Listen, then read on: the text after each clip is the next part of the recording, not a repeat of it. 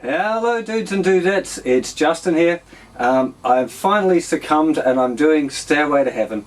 I spent the morning this morning going over it pretty carefully.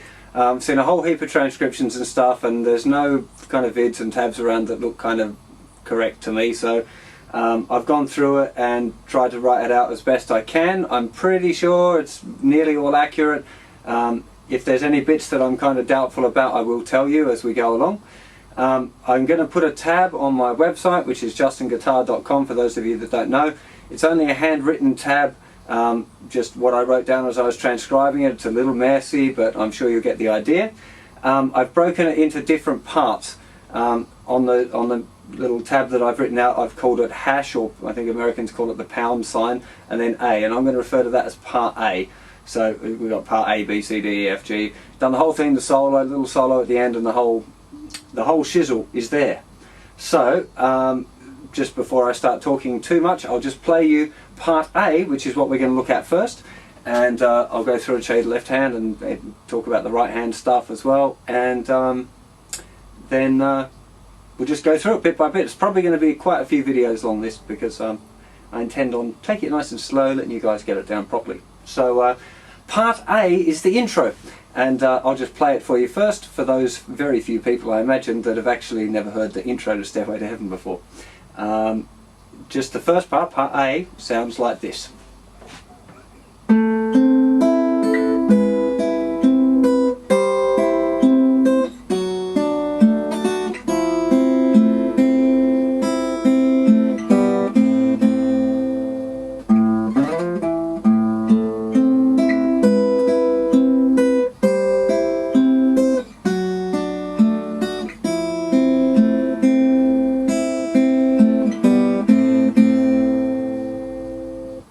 So that's part A. So we'll get up there and have a look at the left hand first of all. I'll talk about the chords and what's going on, and then we'll have a look at the picking. Okay, so here we are. This is the 5th fret here where my first finger is, and you can see there I'm covering 3 strings. It's okay to cover 4 strings as well, that's a bit useful later on, but I always go for the 3-string version, it feels a little more comfortable. And your 3rd finger is going to reach over to the 7th fret of the 4th string. So we're going to start just playing straight up that from the 4th string all the way to the 1st string. So we have this, and this is an A minor chord, by the way. Pretty straightforward, that's the 1st chord. Now 2nd chord, 2nd finger is coming down and going behind where the 3rd finger was originally. That note was the note A, and now the 2nd finger is going on the note G sharp. And little finger is going down on the 7th fret of the thinnest string.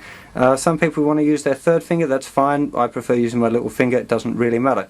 And when we go on to this one, we pluck the 2 outside strings of this chord, which is the 4th string and the 1st string together, and then pluck the 2nd string and the 3rd string. So we get, and then finishing off with that note on the 1st string again. So the 2nd chord. Then the bar now comes over the full length to cover the 4 strings. Little finger goes up a fret, and we do the same picking pattern. So the 4th and the 1st together, 2nd string, 3rd string, and back to the 1st string. So I'll just go over those first 3, because then I'm going to have to move position. That involves me moving the camera and stuff. So we've got this.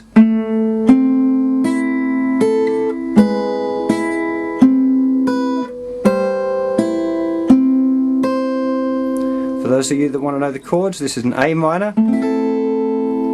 This is a A minor 9 major 7th, or A minor 9 over G sharp. Could call it a few different things. The next chord, this is an A minor 7 over G. And the next chord we're about to go to is a D over F sharp, but I have to adjust the camera for that. Okay, here's our D over F sharp. We've got our 3rd finger in the 4th fret of the 4th string, a little bar with our 1st finger covering strings 1, 2 and 3, and 2nd finger going down in the 3rd fret of the 2nd string. Same picking pattern as before, so 4th and 1st together, then 2nd string, 3rd string, and then 1st string again.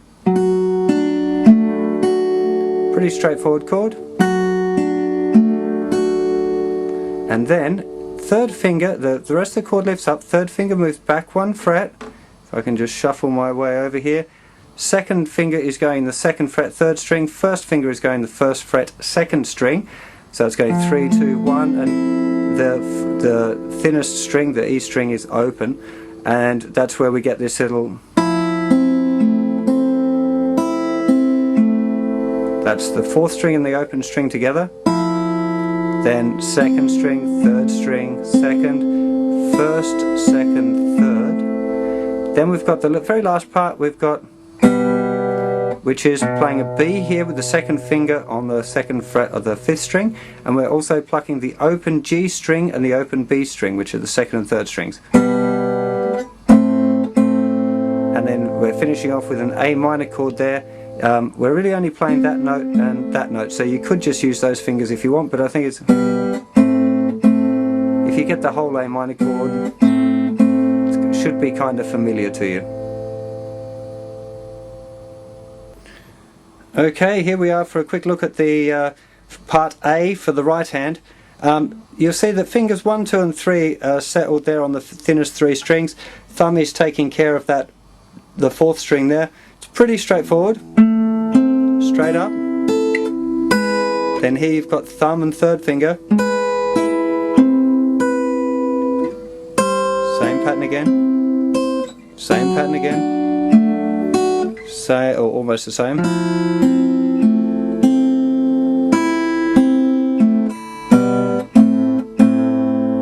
So here we got thumbs moved over to the 5th string. So we're just playing 3 notes for that bit. Again.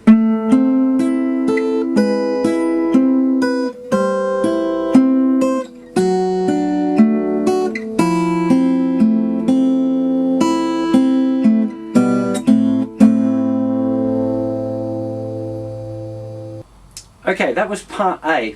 Now there's a very slight variation for those of you that want to get kind of really fussy about it.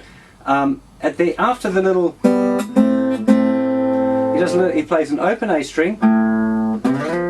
It slides up to the 8th fret on the 5th string with the 2nd finger, and then drops that back to the note E, which is the 7th fret of the 5th string. So now if he's going to go from there to jump straight back to that chord again, it's kind of difficult. So the way he gets around that, and it just happens every 2nd time when he's playing this riff through, after the slide he starts the next time by playing that. So if you put down that same A minor shape that you started with originally, but you pluck instead the 5th string, 4th string, 3rd string, 2nd string, and you just use the finger, thumb 1, 2, 3 again. And then when you go to the next chord, the A minor 9 with a G sharp bass, your right hand moves back to the position it was in before, taking care of the first 4 strings, and as you pluck that first note with the G sharp, you let your thumb mute out that low A string because it doesn't want to ring out for the whole thing, because you lose that descending bass effect. So on the repeat, so it's gone open,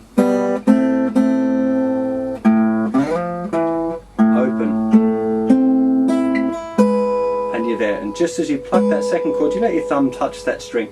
That's being really super fussy, just because lots of people make comments if I don't teach it exactly like it is on the record. So this is pretty much exactly like it is on the record. So that's part A, which is kind of the first half of the intro.